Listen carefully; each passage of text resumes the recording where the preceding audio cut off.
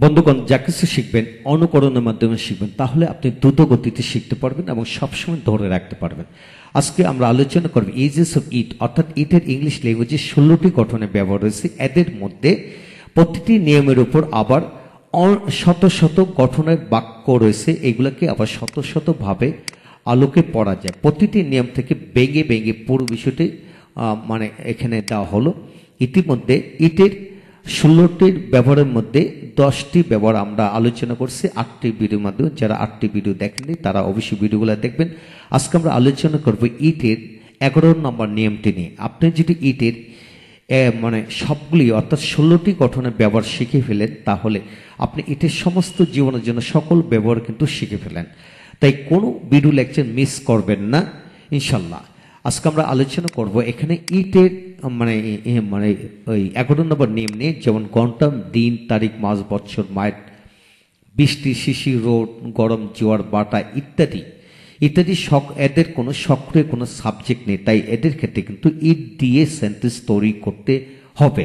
তাই আসুন ভিডিওটি শেষ পর্যন্ত দেখি। এরূপ আদলে যত ধরনের বাক্য হয় সকল ধরনের বাক্য আজকের ভিডিওতে আমরা তুলে ধরব। হ্যাঁ বন্ধুগণ, আজকের এই ভিডিওটি খান মেথড এই complete book of written spoken English grammar এই বই থেকে নেওয়া হয়েছে। এই বইটি সম্পূর্ণ বাংলা অর্থ সহকারে ভিডিও লেকচারকে তৈরি করা হয়েছে। ইতিমধ্যে এই বইটির উপর 550 অধিক ভিডিও লেকচার তৈরি করে ফেসবুক, ইউটিউবে দেওয়া হয়েছে। সেগুলো দেখুন, প্রতিটি ভিডিও আপনাদের কাজে আসবে এবং ভালো লাগবে। এছাড়া যাদের ভিডিও লেকচার দরকার তারা অবশ্যই প্যান্ডেবের মধ্যে ভিডিও লেকচার নিতে পারবেন, তাই আমাদের সাথে যোগাযোগ রাখতে পারেন। এখন আসেন আমরা কিভাবে দিন, তারিখ, মাস, বছর, মাইল, বৃষ্টি এইগুলার এরূপ জাতীয় এই শব্দের বাক্য কিভাবে তৈরি করবো লক্ষ্য করেন। যেমন এখন 10টা বাজে, এখন 11টা বাজে, 12টা বাজে, 1টা বাজে, 2টা বাজে, যেভাবে আমরা বলতে পারি, ঠিক না?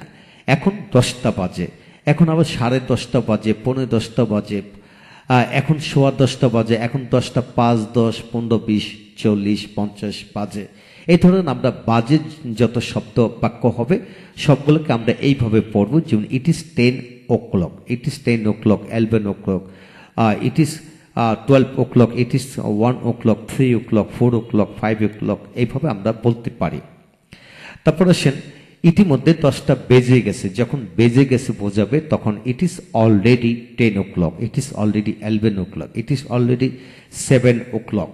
এখন ইতিমধ্যে 7টা বেজে গেছে, 8টা বেজে গেছে। যদি বলা হয় ইতিমধ্যে 7:30 বেজে গেছে, যেমন লক্ষ্য করেন এখন 7:30 বাজে, ইট ইজ 10:30, 10:30। এখন ইতিমধ্যে 7:30 বাজে, 7:30 বাজে। যদি 10:30 বাজে, 10:30 বেজে গেছে, যদি বলা হয় ইট ইজ অলরেডি, জাস্ট আপনি এখানে অলরেডি চেক করবেন যদি বেজে গেছে অর্থ প্রকাশিত হয়। It is already 10:30।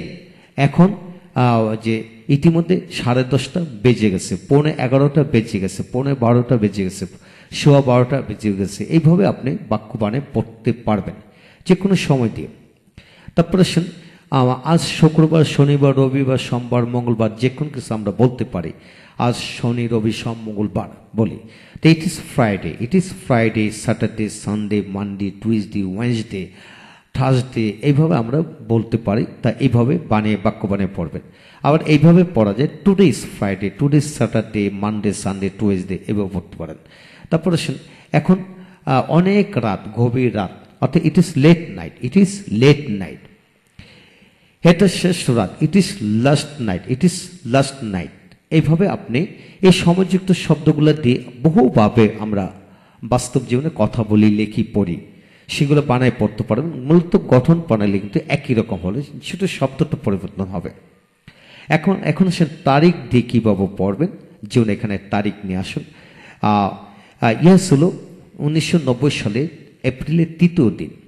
It was 3rd April, ইট ওয়াজ কি 3rd April in 1990, it was 3rd April in 1990। এটাকে এইভাবে পড়া যায় ইট ওয়াজ 3rd April, it was 3rd April in 1990, এইভাবে পড়া যায়।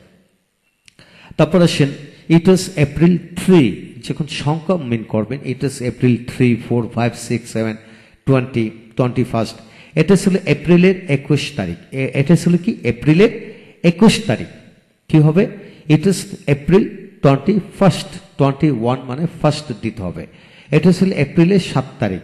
It is April 7, it is April 7। হ্যাঁ বন্ধুগণ, এইভাবে এটা ছিল এপ্রিলের মানে সপ্তম দিন, এপ্রিলের কি সপ্তম দিন। এইভাবে আপনি জানুয়ারি, ফেব্রুয়ারি, মার্চ, এপ্রিল, মে, জুন, জুলাই, আগস্ট, সেপ্টেম্বর যে কোনো কিছু সময়গুলোকে এইভাবে ভেঙে ভেঙে লিখতে পারেন বা এইভাবে দিতে পারেন।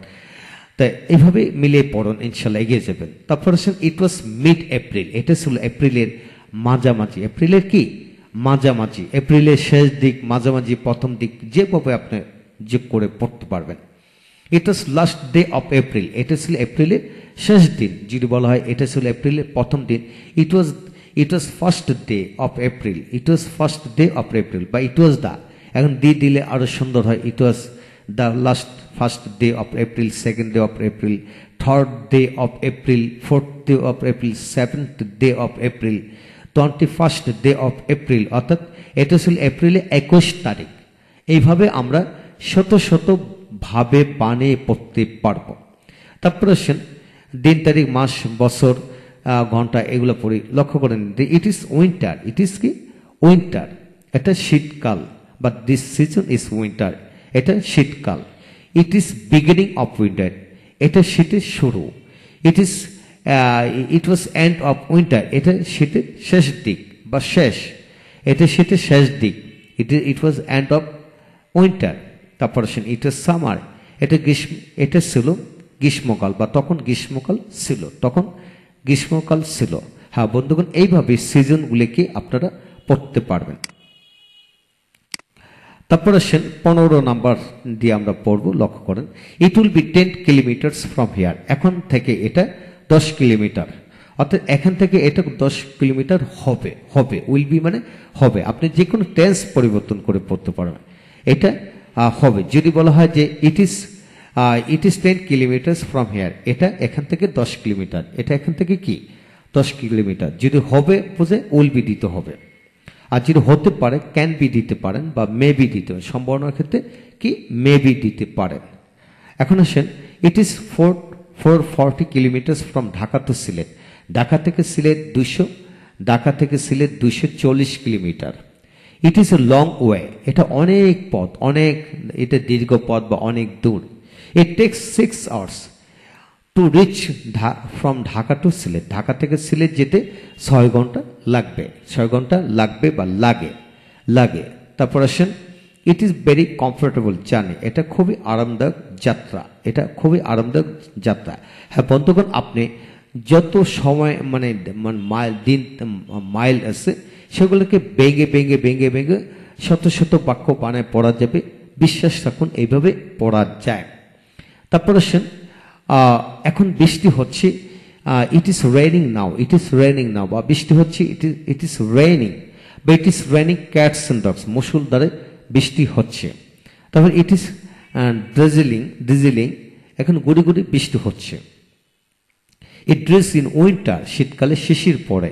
ইট ওয়াজ এ সানি ডে, এটা ছিল একটি রোদলো দিন। It was A stormy night, এটা ছিল একটি ঝড়ময় রাত। It is very cold today, আজ খুব ঠান্ডা পড়েছে, অথবা today is very cold. It was a very hot day, এটা ছিল খুব গরমের দিন। It is high tide, it is low tide. হ্যাঁ বন্ধুগণ, এখান থেকে আমরা 1 থেকে 28টি বাক্য নিয়ে আমরা পড়েছি। যে কোনো বাক্যকে আপনারা ভেঙে আরো বহু ধরনের বাক্য বানায় পড়তে পারবেন। বিশ্বাস রাখুন, এইভাবে পড়ে আপনার ভাষা থেকে রপ্ত করতে পারেন। আপনি যা কিছু শিখবেন সবকিছু অনুকরণের মাধ্যমে শিখুন, পরিপূর্ণভাবে শিখুন, সমস্ত জীবনের জন্য শিখুন, সেই কথাটি আপনাদেরকে বলবো। যারা ইতিমধ্যে ভিডিওগুলা ইটের 8টি ভিডিও লেকচার দেখেনি তারা অবশ্যই ভিডিও লেকচার দেখুন। পরবর্তী ভিডিও লেকচারও আমাদের সাথে থাকুন, দেখুন, ইনশাল্লাহ এগিয়ে যাবেন। এছাড়া যাদের প্যান্ডেবের মধ্যে ভিডিও লেকচার দরকার তারা নিতেও পারবেন। Thank you very much.